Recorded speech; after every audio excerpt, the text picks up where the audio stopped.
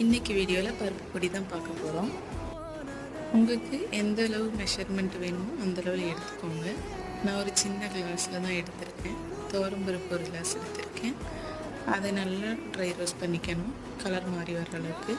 அதுக்கப்புறமா பாசிப்பருப்பு ஒரு கிளாஸ் எடுத்திருக்கேன். அதையும் நல்லா ட்ரை ரோஸ்ட் பண்ணி எடுத்துக்கோங்க. அப்புறம் பொட்டுக்கடலை அதே கிளாஸில். இது மூணும் சேம் ஒரே அளவில் எடுக்கணும்.